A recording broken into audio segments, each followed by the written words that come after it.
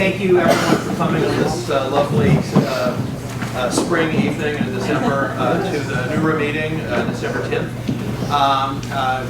Welcome everyone. I'm going to try to keep the meeting short. We don't have any votes, so that helps a bit. And I don't want to be the guy between everyone and the cookies, so I'm going to try to speak as quickly as I can. That said, I'm going to get my notes out. I first wanted to do the traditional, we're on videotape, everyone. Matt Conti, NorthEndWaterfront.com is videotaping, so please understand that when you're making whatever comments you make. I wanted to find out which officials who are not on the agenda, that's to get Rodrigo off the hook for although you can introduce yourself if you want, but city officials and then state officials who are here who might want to introduce themselves. I'd like to ask you to do so this time. Okay. Yeah. Kathy Branch will come on Hey, Sam Miller. I'm with Boston City Council, Large Island Press's office. Thank you. And Maria Leander will be late. yeah, Maria is coaching basketball upstairs. So. I'm Rodrigo Plaza. I'm from the Attorney General's office. And we'll be hearing from Rodrigo in just a little bit. That's great. One thing that I wanted to say is Matt Conti is videotaping us, and he does that all the time. And I just wanted to say thank you, Matt. Well, that's one more official. Okay. Hi, everyone. Give me a second. Yes, sure. Maria Lanza, Mayor's Office of Neighborhood Services. A couple of things going on. Maria, take your coat off. Next Wednesday, December 16th, the Mass DOT invites you to the North Washington Street Bridge Rehab Project Design Public Hearing. It's going to be at the West End Museum at 150 Stanford Street. If you have any questions, you can contact Mass DOT Jim Kirsten. I have his information. You can also email me, and I can forward it off to And the him. date again is? Next Wednesday, December 16th at 6:30 at the West End Museum, 150 Stanford Street. Also, because of the Mayor's 5 on Main Challenge, there will be free holiday parking. If you enter the code 617617 into the Park Boston app, you will receive 2 free hours of free parking at all needed spaces in the city this holiday season. The 2 free hours may be used from Friday, November 27th through the end of the day on Saturday, January 2nd. So I encourage you all to check that out and make sure you shop local. And last but not least, our Imagine Boston process is still kicking off. And we actually have visioning kits ready to go. So if you're interested in holding a visioning session, it's about an hour long. You could have a group of 5, you could have a group this big. Basically just sharing your ideas for the future of the city. You can contact me to get a visioning kit, and I can email you the materials over. So, and if NEWRA would like to do one, that'd be great too. If you phone me up. That's all I have. Thank you. We're talking to the president of ABCO, Howard, is trying to talk to Jerome about exactly what the remit is of Imagine Boston 2030, because we want it to be a really serious planning process. And so once we have the discussion to just have a baseline of exactly what we're trying to do, we'd be more than happy to participate. Right now, there is a concern lingering out there in a lot of the neighborhood associations that it seems to be a lot of visioning and selfies and a lot of stuff that's light and airy and fun, but perhaps is not going to get to the sort of hard numbers that we need in order to create rules for land use, to help us rezone and to do all the kinds of things that we have been expecting from this planning process. So I just want to say that yeah, we'd be happy to help, but we don't think we want to do visioning. We think we probably want to do some real roll up the sleeves planning, and we're going to stand ready to assist ONS and Mr. Fitzgerald and all the other folks at Imagine Boston 2030 to do that. And we're going to try to push the envelope a little bit on the planning process if, in fact, it's not it's not doing all the things it can do, because it's a great opportunity, fantastic opportunity. We applaud, certainly, as I have said before, we applaud ONS, Jerome, and everyone who's been pushing to get this process off the ground to do it, and we want to make sure it's as good as it can be. Thank you very much for those announcements. As you came in, I was just thanking Matt Conti because everyone knows he's there, sort of a fixture, sometimes videotaping. I just want to tell everyone how important I think the videotaping is. This is we always have a pretty good turnout at this meeting, but I have learned through a lot of communications I've had that there's a whole community of folks, some folks not even in this neighborhood, that tend to watch these meetings through Matt's videos all the time, and I was shocked. Like, really, you're watching it through? Don't you have a life? But I'm sorry for anyone watching it. Yeah, it's part of my self-deprecating charm. But seriously, I think it's really important to consider the number of elderly folks, the folks, I've seen a lot of my friends on crutches, including Councilor Presley, everyone, and other city, any other civic association folks, a lot of folks who can't, they can't hobble over here, so they want to watch it on video, and I think it's a really important service. And so even though we're not having a vote, Matt decided, he's going to videotape it anyhow. And I just think we all owe Matt a debt of gratitude because it's a great community service you're providing. Thank you.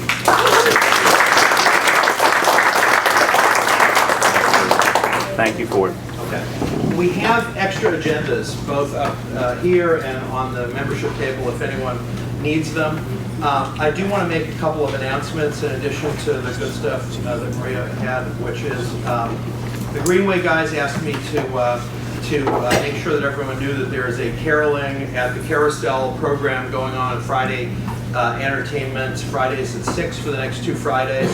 The Choir Pro Musica will be at the Carousel tomorrow at 6 p.m. and the following week, the following Friday, the Boston Children's Choir. So free entertainment and refreshments provided by some of our friends over at the Boston Public Market. So that's something to check out. I also wanted to mention, as some of you have heard, that Senator Petrocelli is stepping down from his position, and there is going to be a special election. I believe it's April. And we'll get you more news about what happens there as it comes out. But there is that move.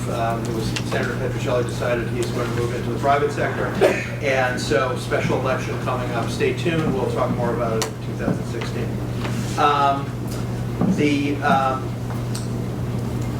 The last thing I guess I wanted to say is, and it's sort of a bit disappointing, but it was expected. I asked Victor, who went to the BRA board meeting today, what happened, because there was a vote. I was hoping it wouldn't just be a rubber stamp vote, and I was hoping there would be some discussion, because I think any board, whether it's a private organization, clients that I've had in the Fortune 100, or a public sector board, whether it even IAGs, onto something that should be a governance function like the BRA board, I think really have a responsibility to make sure that their organizations are moving in the right direction. After myriad letters directed at many of the board members communicating that this group, all the other downtown neighborhood associations, and frankly, we've moved on beyond. I've been talking to a lot of the Dudley Square associations and a lot of the community organizers down in the communities of color. All of us are really uncomfortable about these urban renewal zone extensions. And so we had made sure that the board of the BRA was armed with all the letters, the opposition, the arguments, and nonetheless, that board voted unanimously, with almost no discussion, to rubber stamp what the executive director of BRA wants to do, which is to move forward with those requests. All I can say is shame on you, BRA board, and I'm hoping that others who are watching the way the BRA is handling this, understand that this is one of the many pieces of evidence that the BRA keeps leaving, showing it's an unreformed organization that really needs a lot of help before it's given 10 years of extra runway to do the same things it's been doing for the past 30. So with that, that will be my only editorial comment, and I will move from the President's report, unless I've forgotten anything that you think that is important. I will move. I'm going to ask us to do the reports a little out of order. I promised David Marks that he could go quickly because he has somewhere he needs to be. And so, public safety reports, David Marks. Take it away. Hello, everyone. I do apologize that I personally was unable to attend last Thursday's December monthly meeting. I was detained back home in the Philadelphia area dealing with a serious health issue from a relative. So my report is taken, thankfully, directly from Matt Conti's NorthEndWaterfront.com website. Bottom line, citywide crime is down 10% year to date, with a specific 17% decline within District A1, which includes the North End and several other neighborhoods. There were a few isolated incidents in the last 30 days leading up to last Thursday night's public safety. At 36 Lewis Street on November 12th during the day, a residence was broken into. An unknown person took a watch, jewelry, and several laptop computers. The street-level deadbolt on the door was unlocked and the regular doorknob was loose. Police are investigating a street construction crew that was working in front of the building at the time. On December 1st, which was last Tuesday, at 4 p.m., police officers responded to a motor vehicle break-in near 366 Hanover Street. A male suspect was later found breaking into a plumbing van and was arrested. The suspect had over 40 break-ins and a history of drug abuse on his record, and he had a temporary address at the Pine Street Inn homeless shelter. On November 28th, which was a Saturday, Thanksgiving weekend, an arrest was made for disorderly conduct. The suspect was throwing rocks at car windows and ran away from officers over the Greenway toward North Street and through our neighborhood to Salem Street. That suspect had an outstanding warrant and a history of mental illness-related incidents. Last but not least, Boston Police remind residents to take care of any packages that you are expecting to receive via delivery, UPS, FedEx, et cetera, Just a couple quick tips.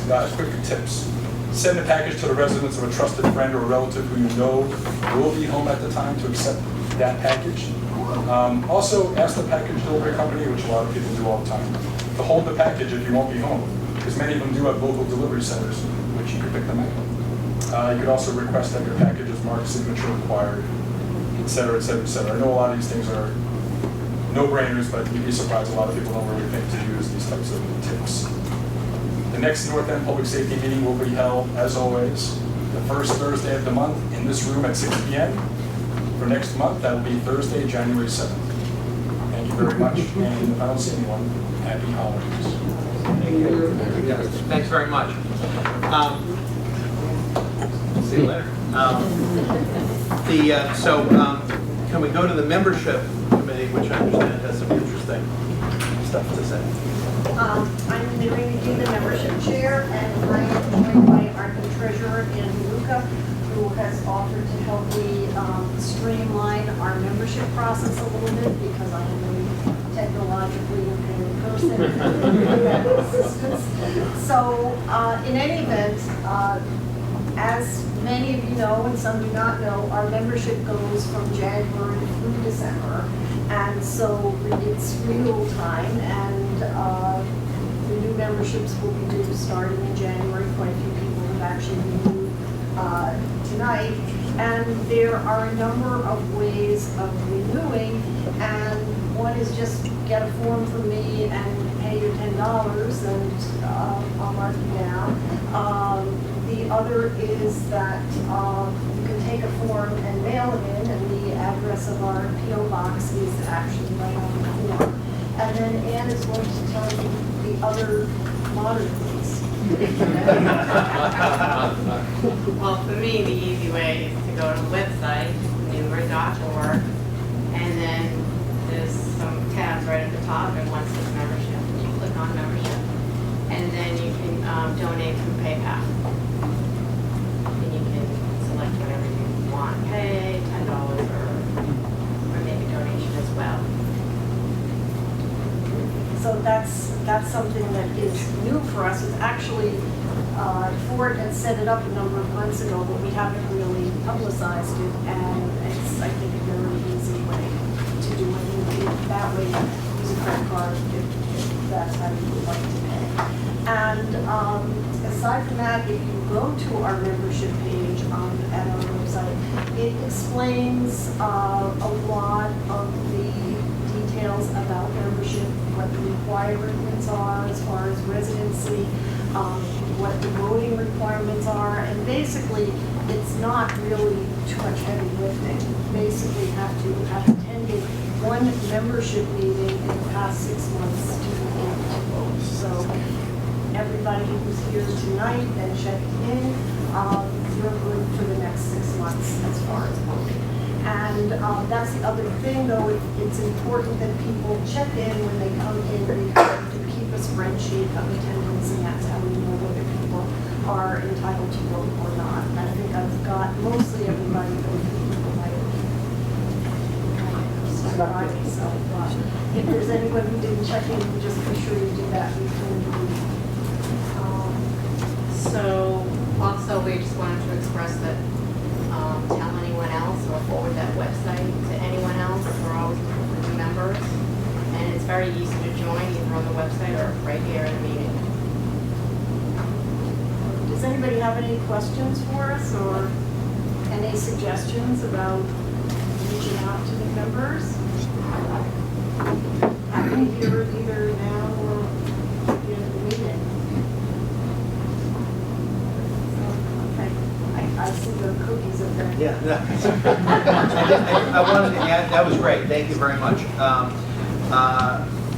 One thing for you guys, I don't know if Robin has mentioned this to you, but she may have found a volunteer who will help us be able to construct more of a social media program. Currently, we don't have Facebook links on our website, although we do have a Facebook site that probably very few people know about.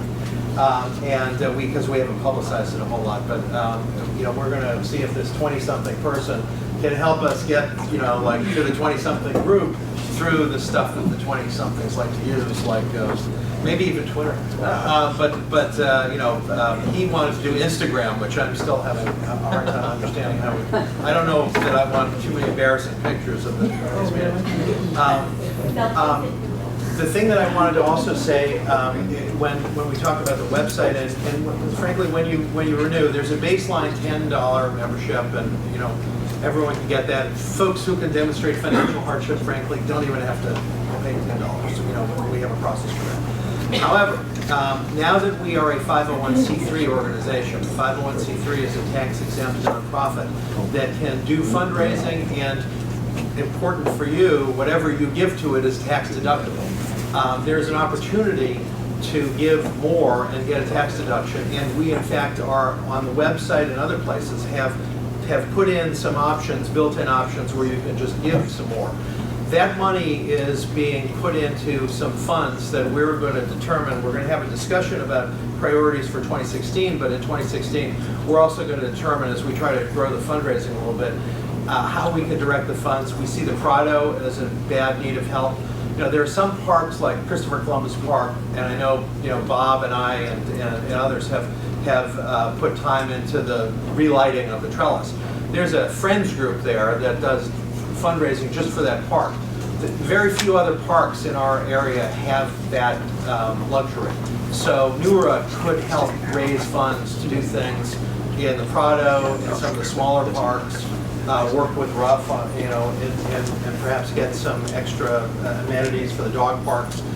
So that's one thing. We could also, that's the most obvious fundraising area that I think we're going to want to concentrate on. But there are going to be others, and we'd like to hear everyone's ideas about that now that we're fully functional.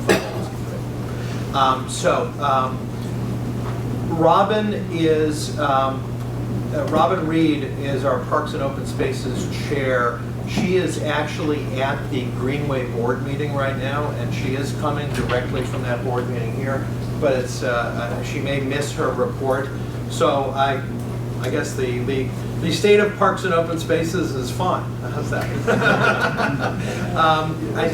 There was no meeting, and there won't be one in January. There will be one in February. The date is not yet nailed down as to exactly when that meeting is going to be because of various conflicts early in the month.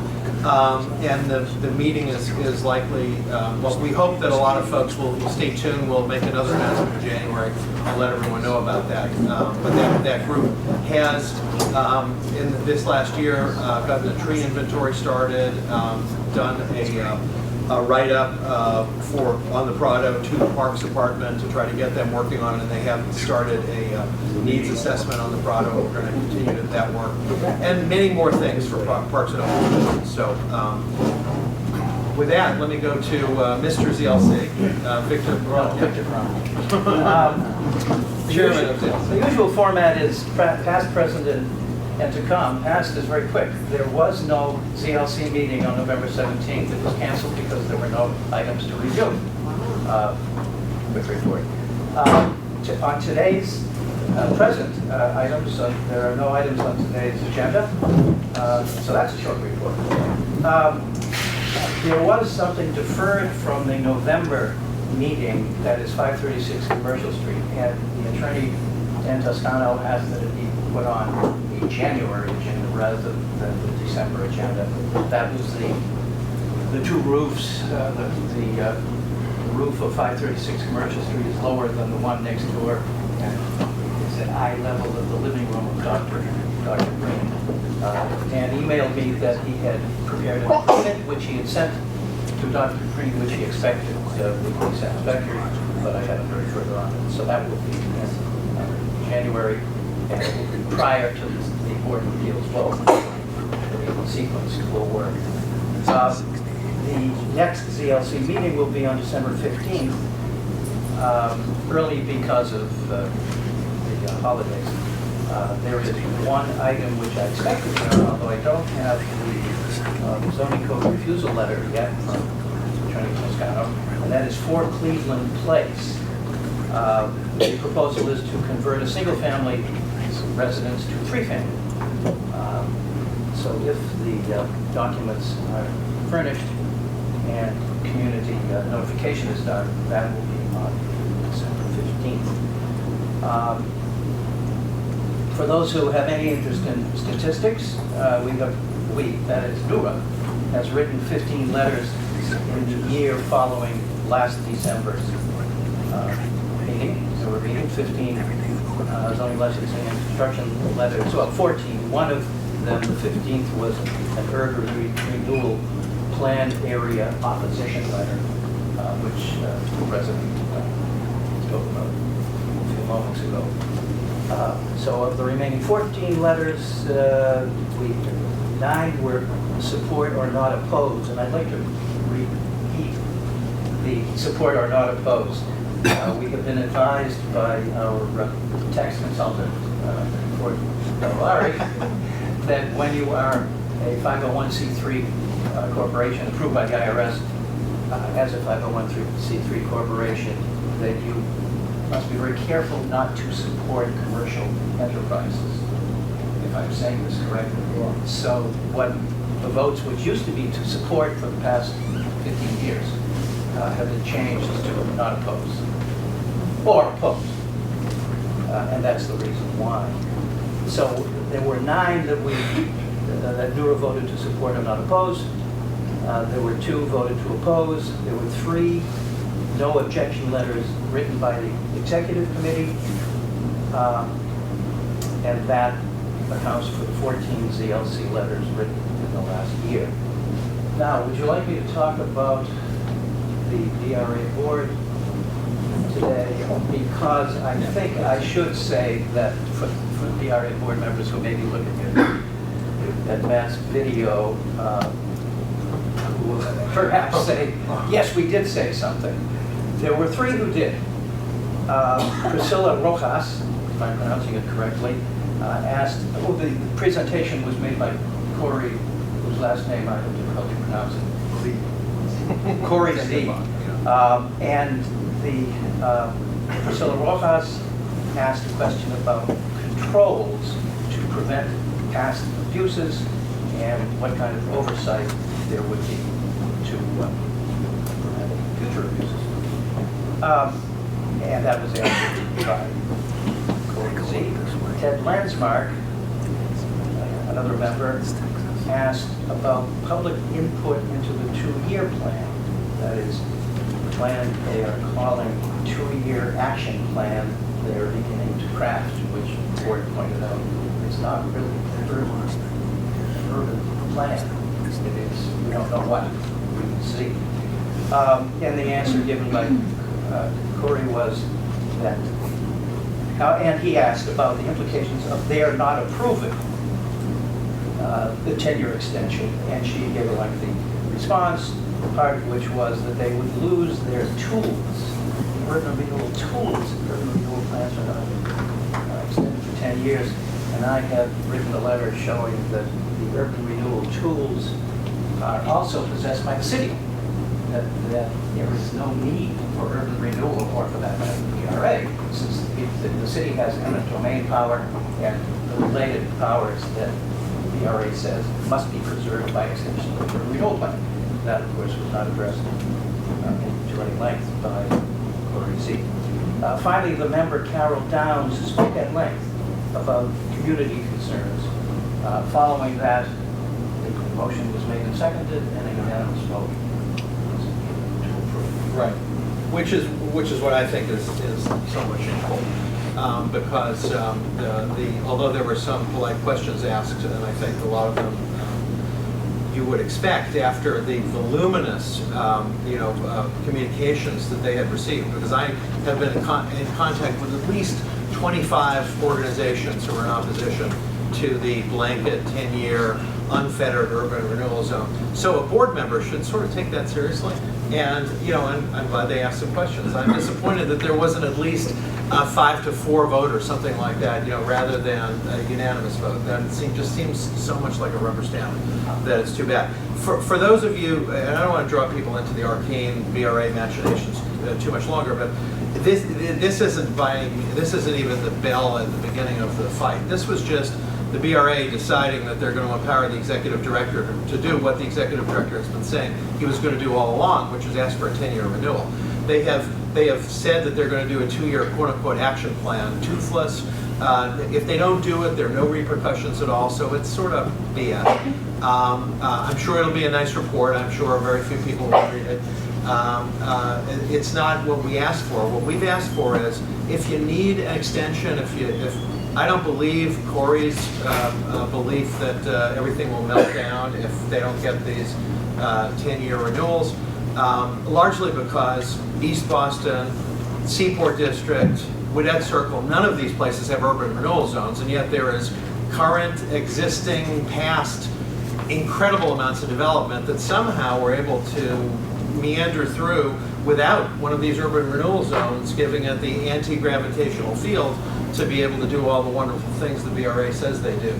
They're able to build inside or outside urban renewal zones, so it's mystifying to me why these things are so critical. So we're just saying, while we're doing real city planning to figure out how we're going to do rezoning land use, why don't we give them a temporary reauthorization, a little one, and then give them the remainder of the 10-year period afterwards with a real vote. They just don't want to answer for that. And we've tried several different times to sit down with the BRA and come up with some sort of compromise. They're not interested in the negotiation. The important votes are going to be the city council vote, which is probably going to happen sometime in February. The city council has to. The BRA board vote, was perhaps predictably a rubber stamp. The city council vote is a real vote, and there are some city councilors that have real trouble with what the BRA is proposing to do. And then there's also the Massachusetts Department of Housing and Community Development, DHCD, and DHCD also has to sign off on this. And there are some discussions going on at the lieutenant governor and governor level to try to give some visibility to why we think so many community groups think this is actually not good for the community. So there's a lot of time left to do these things. So I just didn't want everyone to think, you know, hey, that's it. The board voted for it, because that was sort of fait accompli almost. David? Two comments and a couple of questions. Dave Kubiak, Cleveland Place. The comment is, what's also important to know is that our mayor, who told us during his campaign and after he was elected that he would reform the BRA, change the BRA, now supports everything that the BRA always did. And they haven't changed one iota. The questions, you talk about an action plan. I'm confused about the action plan. What is that? My other question is the action plan isn't the urban plan. It's different. It is. Okay, so what is the action plan? My other question is, the first question that the board asked, the board member Roja asked the question, what controls are in place, and I'll paraphrase, to make sure that the BRA doesn't do all the bad things that it did over the last, well, since the 1950s, 58 years, over the last 58 years, all those bad things. And I say that, I am quoting the BRA. Recently, the BRA at its meetings on urban renewal have said to us that the BRA did terrible things with urban renewal, but we're the new BRA. So now, and we've asked the same question at those meetings. What controls are in place, or what changes have been made at the BRA that prevent them from doing the bad things that they used to do? Was there a substantive answer to that question? There was a lengthy reply by Corey Z, and to which I tuned out of and neglected to take notes. But was it substantive? I can only suggest that you watch it on the city TV. I can't tell you because I've heard it so many times. Well, if you've heard it before, I've heard it before, and therefore it was not substantive. It's you know, I wasn't at the meeting, so I can't say. I've heard Corey's litany, you know, sort of some talking points for that question that I've heard many times, and I similarly tune out because it's sort of unbelievable stuff. One of the things that she says is that it's a reformed organization, and you know, it's not just because Sam is here. I'm going to say what Councilor Ayanna Presley said in one of the BRA planning meetings when Corey started going about, oh, the BRA is totally reformed and all that. And she said, there's a difference between rebranding and reform. I mean, you guys have rebranded yourself, but you have not reformed. And I thought that was one of the most spot-on comments that I'd heard coming out of any city councilor for a long time, because that nails it. There's been a lot of window dressing put on, you know. It's almost like, you know, let's take the old IAG process and, you know, give people better coffee, and we've solved the problem. I mean, that's about the level of reform that I think we've seen. I do want to say one thing before we move on about Mayor Walsh. Mayor Walsh has been the reasonable person, I think, in the discussion. The three conversations I've had with him and other conversations with folks like Jerome, I keep hearing the mayor liked the idea that was in our letter that we all voted on, and the other ADCO groups did, to plan first and reauthorize later, and maybe have a temporary reauthorization. He thought that was actually philosophically interesting. It made sense. It was sensible. Why not wait on the 10-year reauthorization until you really know what you're doing? I am hopeful that the mayor will ride in as a white knight at some late stage and say, what are we doing? Of course that's what we should do. I remain hopeful. I really hope that he does that. Please report back. Yeah, I will. I mean, I'm keeping my fingers crossed. Mayor Walsh, if you're watching, please, because we're not getting anywhere by discussing it with the BRA, who believes that their mission is to retain all their powers at all costs, which I don't think is a good mission for any city organization. The action plan for it? And the action plan is undefined at this point. They have committed to a 2-year action plan in lieu of what was asked for by many people was a temporary bridge period and then a reauthorization after that. And what they're saying is, give us 10 years now, and we'll do this 2-year plan that we probably would have done in the bridge period. And we said, well, I asked the question of Brian Golden, the director of BRA. Well, what happens if you fail on the plan, or the plan, just comes up with evidence that shows that you shouldn't even have these zones? I said, well, we don't know what's going to happen at that point. I said, well, what happens if you don't do the plan? Well, I'm sure there would be some sort of reprimand that someone would, So I think a strongly worded letter would be the only negative outcome of not doing that plan. I'm sure that there would probably be more political repercussions, but it didn't seem as if there were any teeth in. So right now it's the action nothing plan, not the action plan. So we don't know enough about it to comment one way or the other. It doesn't sound like it has any linkage to any alteration of zones. It doesn't sound like it has any linkage to any terms, and it sounds like it comes after. It would be like buying a house and putting all your money down as the deposit before you can even have an inspection. I mean, that's sort of what we're being asked to sign up for as consumers, and it just doesn't sound like a good bargain to me. Before we finish, I have to say that I overlooked something that I must add to the description. Prior to the vote, there were comments invited by the public, by the board, comments in support and comments in opposition. And those in opposition were the Ellis community, the Chinatown community, the South End community, and I spoke pretty much affirming what had been stated by the other three, and adding that since Corey Z in her presentation went into a very broad description of the good that urban renewal does, I thought that the board should listen to my thinking, which I stated as urban renewal was adopted in the 1950s to address a problem that existed in the 1950s. The machinery of urban renewal is now old and rusty. A new program needs to be addressed, put together, studied, and reported that describes the issues now and machinery to address and correct those issues. And I asked the board to think about having a conversation about that, to bring that up into the public conversation, and perhaps have a study, a report that could be discussed. Well, thank you for making those comments. It's a incremental process, and so just anyhow, I don't want to go any further into the BRA stuff. Yeah, I know. I'm holding the cookies back.